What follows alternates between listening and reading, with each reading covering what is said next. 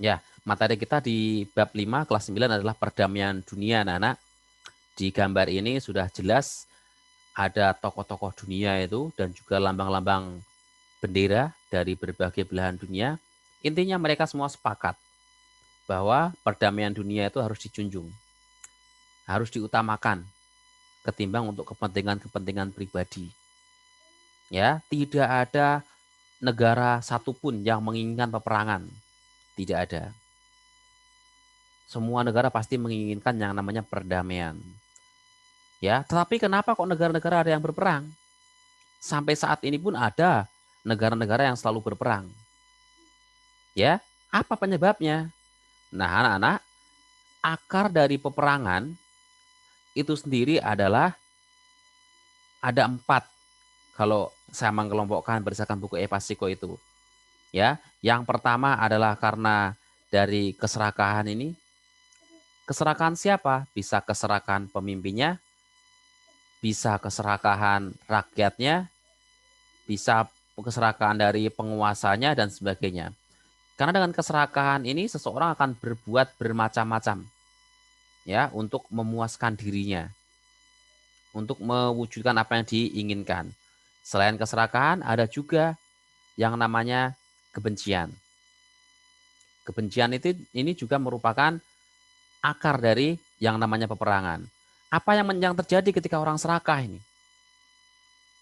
Ya, ketika seseorang serakah, yang akan dia lakukan adalah dia ingin menguasai segala sesuatu, semuanya, termasuk yang seharusnya bukan miliknya. Di Indonesia banyak sekali orang yang serakah, anak-anak. Biasanya yang serakah itu adalah para pejabat-pejabat itu yang terlihat ya. Para pejabat publik, gubernur, wakil gubernur, bupati. Kalau kalian sering melihat berita, banyak di antara mereka yang karena keserakahannya, mereka sampai terseret ke dalam penjara. Ya, mereka terseret ke penjara. Apakah mereka orang miskin? Tidak, anak-anak. Mereka semua orang sudah kaya, terpandang. Mereka juga punya kedudukan, punya kekuasaan. Tetapi sekali lagi karena keserakahannya lebih dominan, lebih besar, sehingga mereka terseret ke arah yang negatif, yaitu ingin menguasai segala sesuatu yang bukan miliknya, menyelewengkan kekuasaannya untuk keperluan dia pribadi. Nah, ketika dia ingin menguasai segalanya, orang yang serakah itu, maka dia akan terus berusaha ini anak-anak untuk mendapatkan sesuatu. Ya, mendapatkan sesuatu tanpa memikirkan orang-orang lain. Apakah orang lain menderita atau rugi, nggak perlu dipikirkan. Contoh pada para koruptor itu. Para koruptor di negeri ini sangat banyak sekali. Mereka dengan mudah korupsi. Contoh yang terakhir yang mengguncang di negeri ini kan ketika bansos COVID-19.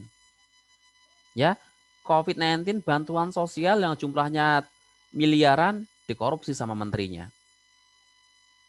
Apakah menterinya kekurangan uang? Tidak. Menteri nggak kekurangan uang.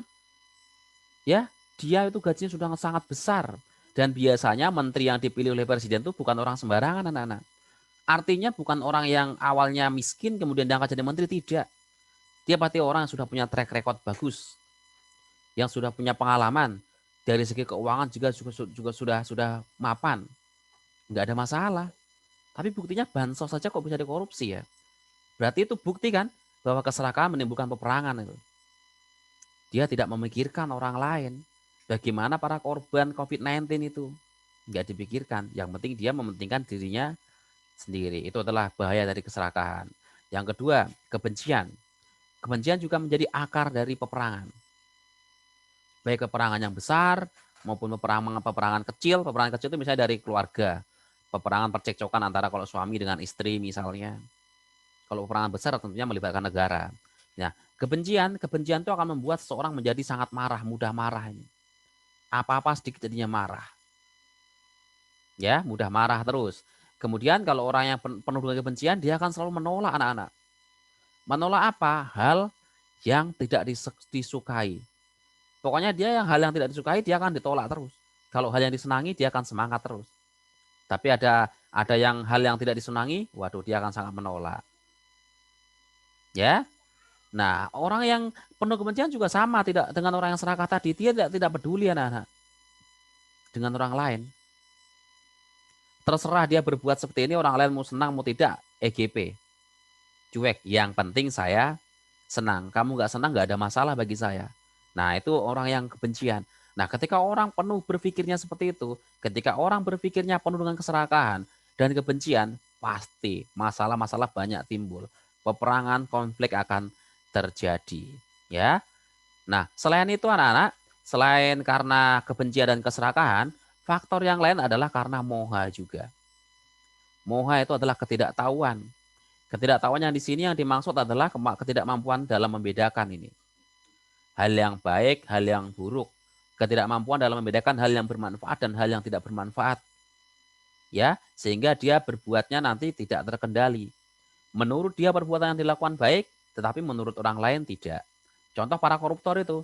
Para koruptor itu mereka mengetahui bahwa perbuatannya buruk, tetapi dia selalu mengelak. Berusaha bagaimana caranya supaya perbuatannya itu di mata orang lain tidak buruk. Ya, tapi itu adalah perbuatan yang itu adalah termasuk orang yang memiliki moha tinggi juga. Dia tidak mampu membedakan hal yang baik dan hal yang buruk. Ya, selain loba, dosa, moha, faktor dari atau akar dari peperangan juga adalah tentang fanatik sempit. Fanatik sempit itu anak-anak adalah suatu paham yang menganggap bahwa kelompoknya, dirinya itu merasa paling benar sendiri. Fanatik sempit ini juga kalau di dalam agama juga sangat berbahaya anak-anak. Orang yang berfanatik sempit kepada agama, misalnya agama Buddha misalnya. Nah, orang yang berfanatik sempit, kalian jangan sampai seperti itu ya, jangan punya fanatik sempit terhadap agama Buddha. Itu berarti menganggap bahwa yang paling benar itu agama Buddha. Sedangkan agama yang lain salah. Agama yang lain tidak benar. Nah, kalau di agama yang lain sudah ada itu anak-anak. Contoh di tetangga kita tuh banyak yang orang begitu. Fanatik sempit terhadap agamanya sendiri. Ini kita harus berpatokan pada pilar Asoka. Di pilar Asoka itu kan beliau mengatakan bahwa janganlah kita menjelekkan agama orang lain. Ya, dengan membanggakan agamanya sendiri. Tidak boleh. Kita tuh harus hidup saling menghargai, saling kerjasama, saling menghormati. Nah, kembali lagi ke sini anak-anak. 4 hal ini, yaitu loba, dosa, moha, fanatik sempit, ini adalah sebab yang paling mudah, yang paling dekat untuk menimbulkan peperangan. Peperangan atau pertikaian. Pertikaian ini dari hal yang kecil maupun dari sampai hal yang besar. Ya, jadi semua itu harus kalian hilangkan. Perlahan-lahan, hilang keserakahan, serakahnya harus dibuang. Kalau keserakahan tadi berarti menginginkan segala hal. Ya, di gambar itu Bapak menggambarkan keserakahan itu dia ini, yang kayak tadi. Dia ini ingin menguasai seluruh dunia ini dengan berbagai cara. Bukan dengan cara yang apik, dengan cara yang baik, tidak. Kalau menguasai dunia dengan cara yang baik, bagus. Ya kan? Seperti negara kita saat ini, Bapak Presiden kita kan sudah lama, sudah sedikit demi sedikit sudah membawa nama negara kita menjadi sangat bagus, disegani di seluruh dunia. Itu cara yang bagus. Tapi kalau dengan cara yang arogan, dengan cara kekerasan itu tidak sangat bagus. Nah, ketika kebencian, kebencian saya menggambarkan begini ini sama.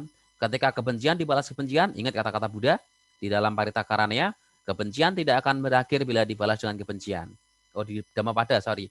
Kebencian akan berakhir bila dibalas dengan cinta kasih. Nah, ini sama.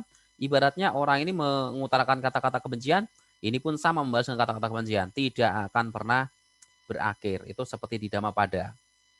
Ya, jadi serakah, kebencian, ketidaktahuan atau buron batin, moha dan pandangan sempit itu sangat berbahaya. Itu harus kalian singkirkan dari diri kalian.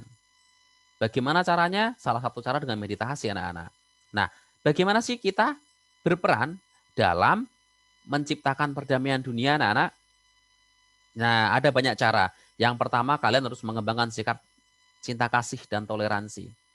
Toleransi itu menghargai perbedaan. Sadari bahwa di dunia ini semua berbeda. Kalian dalam satu kelas ini berbeda. Karakternya, warna kulitnya, agamanya, makanan kesukaannya, jenis kelaminnya berbeda. Di rumah pun sama, kalian punya perbedaan banyak antara diri kalian, kakak kalian, orang tua berbeda. Nah, setelah mengetahui perbedaan itu, kalian juga harus menyadari, tumbuhkan perbedaan itu sebagai bukan suatu masalah. tapi itu adalah sebagai suatu alat untuk terus bersatu. Gunakan prinsip sapu lidi itu. Sapu lidi itu kalau cuma satu buah batang lidi nggak akan ada gunanya untuk membersihkan lantai. Tapi kalau sudah bersatu malah bisa. Ya, harus mengembangkan cinta kasih ini. Kemudian mengembangkan kebijaksanaan kalian. Caranya mengembangkan kebijaksanaan ini kalian harus banyak berlatih meditasi. Meditasi itu tidak sulit. Itu adalah gampang. Cukup menyadari udara yang keluar dan menyadari udara yang masuk, anak-anak.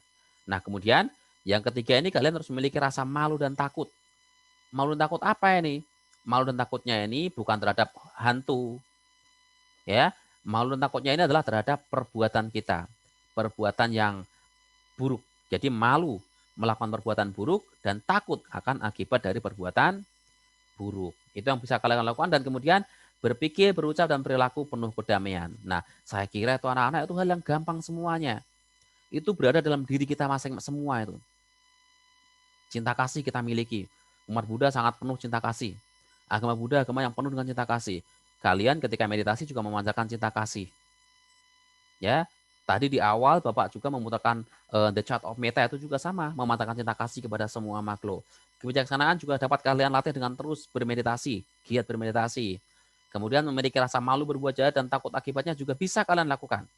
Kemudian kalian berpikir, berucap, dan berperilaku yang baik, penuh kedamaian, saya kira bisa kalian lakukan. Semua kedamaian itu berawal dari diri sendiri, anak-anak. Kalau dirinya bisa damai, bisa tenang, maka orang lain pun akan tenang, alam semesta pun akan sama. Ya, nah, toleransi itu sangat penting. Buat apa sih toleransi? Pentingnya buat apa? Nah, ini toleransi itu seperti yang tadi saya sampaikan, anak-anak bisa menghargai segala perbedaan yang ada tadi. Tidak perlu disamakan karena kalian menyadari bahwa kondisi setiap orang berbeda-beda. Karakter dan sebagainya sadari. Kalau kalian menyuruh untuk sama tidak akan bisa. Ya, tidak akan sama. Memang harus berbeda-beda. Ya. Sikap toleransi yang kurang itu akan membuat seseorang menjadi egois. Akan menjadi egois, anak-anak. Ya. Kalau egois itu pasti sifat yang buruk, tidak baik. Egois mementingkan diri sendiri, orang lain dianggap tidak penting, itu sangat jiwa yang sangat buruk. Ya, dan tadi ini malu dan takut. Malu dan takut ini sebagai dhamma pelindung dunia, anak-anak. Ya, ini sebagai dhamma pelindung dunia. Ini adalah yang diajarkan Sang Buddha juga. Kita harus punya perasaan malu untuk berbuat jahat dan takut jadi akibat kejahatan. Malu disebutnya hiri dan takut disebutnya otapa. Ya, hiri dan otapa ini adalah sebagai pelindung dunia. Kalau dalam diri kalian sudah ada hiri dan otapa, maka sudah dipastikan kejahatan tidak akan terjadi di dunia ini. Orang mau berbuat jahat, dia berpikir 1000 kali. Oh ya, saya malu kalau berbuat jahat lah. Tadi contoh pejabat ingin korupsi, kalau dia punya hiri dan otapa, nggak jadi korupsi. Ya, nggak jadi korupsi karena berpikir, oh iya, saya berbuat jahat ini. Kalau saya berbuat jahat, nanti kalau saya korupsi, uangnya ini saya gunakan untuk keluarga saya makan dari hasil korupsi saya, waduh itu karma sangat buruk. Apalagi nih saya korupsinya bansos. Bansos itu untuk korban bencana. Kalau saya korupsi, waduh, akan banyak sekali orang yang menderita. Ya, nah itu. Jadi kalau orang punya perasaan malu dan punya perasaan takut, pasti dia tidak akan berbuat kejahatan ini kan. Karena tadi dia mempertimbangkan banyak hal.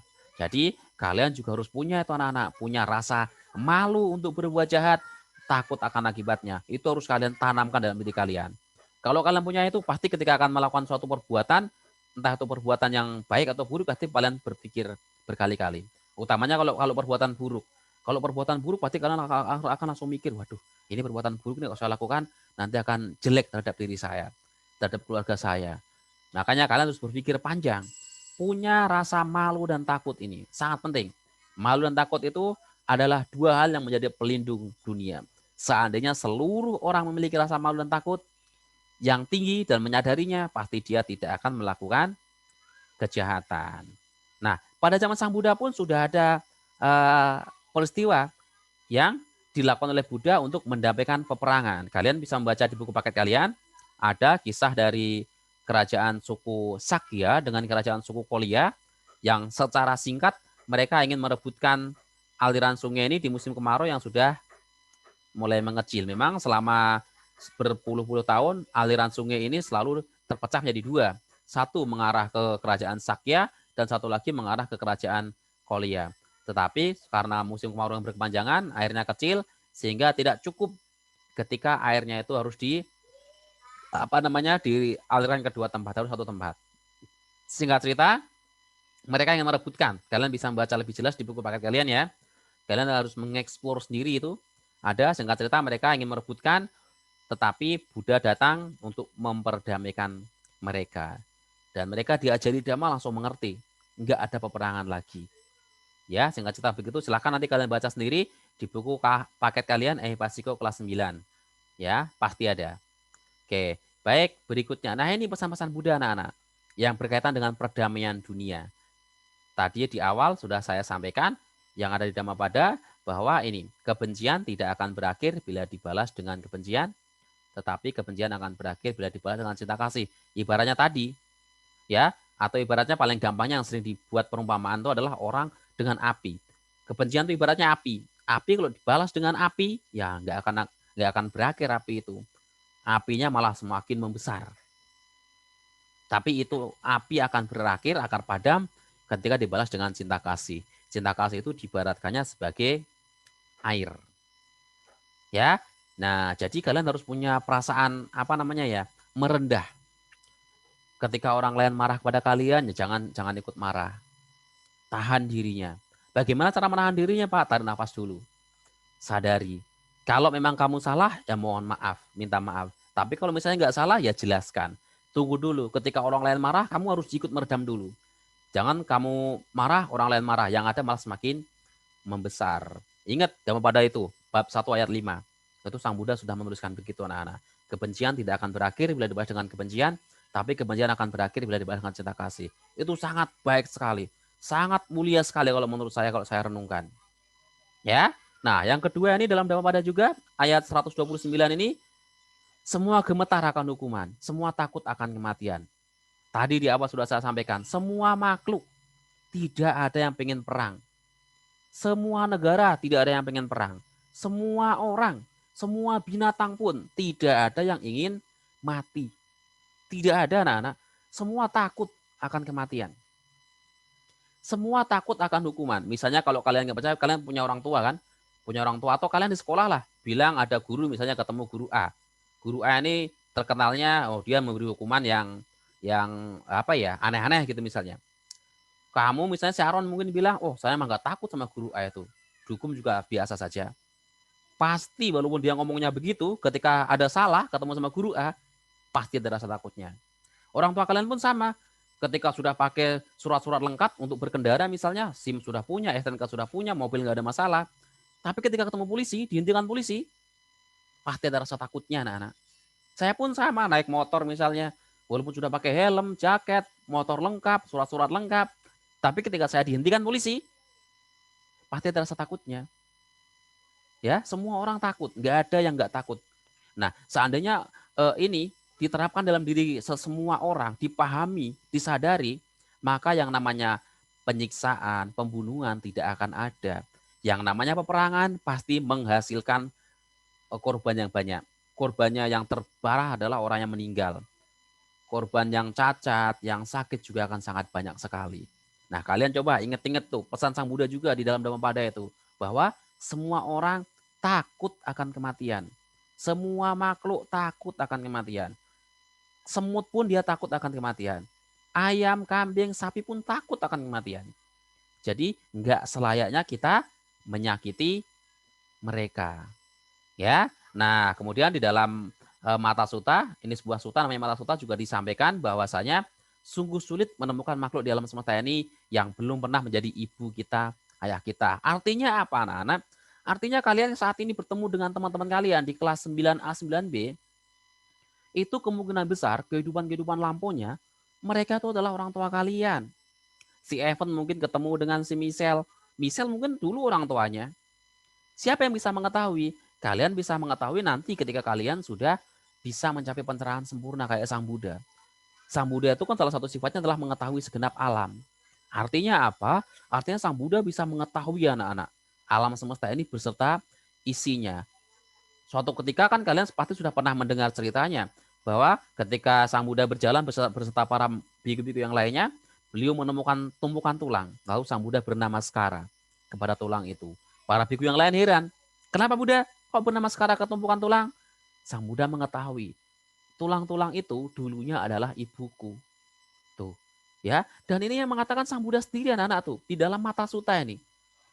Sungguh sulit menemukan makhluk hidup di alam semesta ini yang belum pernah menjadi ibu kita, ayah kita. Artinya, berarti kita tuh harus saling menghormati.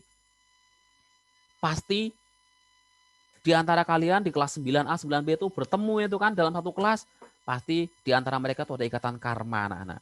Kehidupan lampau mungkin keluarga kalian, mungkin orang tua kalian. Jadi nggak ada gunanya kalian berperang. Itu dalam kelas. Nah, misalnya ketika kita melihat ke negara yang jauh lebih besar, itu pun sama anak-anak. Di negara ini, di dunia ini juga sama. Semua itu ada ikatan karma dengan kita. Kalau nggak ada ikatan karma dengan kita, nggak ada jodoh karma dengan kita, nggak bisa kita terlahir di alam manusia ini. Nah, coba kalau semua orang menyadari hal itu, bahwa mereka dahulunya, kehidupan lampaunya, ratusan tahun yang lalu, mereka adalah keluarga saya. Mereka adalah orang tua saya. Kalau orang menyadari hal itu, peperangan tidak akan ada. Permusuhan tidak akan ada di dunia ini. Ya. Nah, baik anak-anak, ini sedikit lagi. Nah, ini 6 kondisi yang dapat mendukung keakraban, kemudian rasa saling menyayangi, menghormati, kerukunan, persatuan. Nah, ini adalah hal-hal yang perlu dilakukan supaya hal-hal baik di atas ini yang saya bold ini, yang saya hitamkan itu bisa terwujud. Di gambaran ini adalah orang ini saling kerjasama. Laki-laki, perempuan, tua, muda, mereka bekerja sama untuk memperbaiki sebuah jalan. Ya, itu kan contoh di bagian sini kan.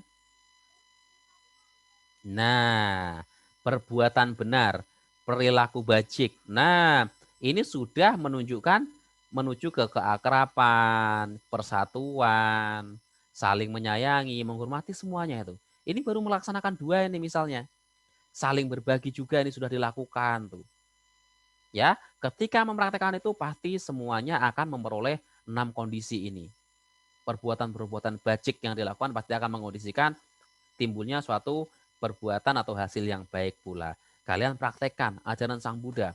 Sang Buddha itu meminta kita untuk bukan percaya, tetapi kita harus pasiko, yaitu datang, lihat dan buktikan sendiri. Nah, baik, ini yang terakhir untuk hari ini, yaitu ini mengenai tokoh-tokoh Buddhis. Kalian bisa membaca profilnya. Secara singkat profilnya ada di buku Pasiko kelas 9. Siapa itu Dalai Lama ke-14, apa jasanya, di mana jasanya, silahkan kalian baca sendiri di buku paket itu minimal. Kalau mau lebih lengkapnya kalian bisa dilihat di YouTube, di Google, di artikel-artikel banyak. Begitu pula dengan Thich Nhat Hanh ini. Thich Nhat Hanh ini kalian juga bisa melihatnya. Beliau juga sama, coba cari profilnya bagaimana. Minimal kalian membacanya di buku paket Pasiko kelas 9. Ada itu perjuangannya bagaimana, luar biasa. Ini hanya beberapa anak-anak, masih banyak tokoh-tokoh Buddhis yang menciptakan penuh perdamaian. Contohnya satu-satu lagi adalah Master Cheng Yen. Master Cheng Yen itu adalah mereka ia yang memperjuangkan Buddha Seci. Buddha Seci itu sudah diakui dunia bahwa beliau adalah tokoh Buddha Suci ini, Yayasan Buddha Suci ini telah berperan sangat besar terhadap perdamaian dunia di seluruh dunia ini ya. Saya minta itu kalian membaca secara keseluruhan minimum di buku paket itu. Syukur-syukur kalian mau melihat profilnya di YouTube, di Google itu sangat luar biasa. Nah, baik anak-anak, hanya itu yang perlu saya sampaikan pada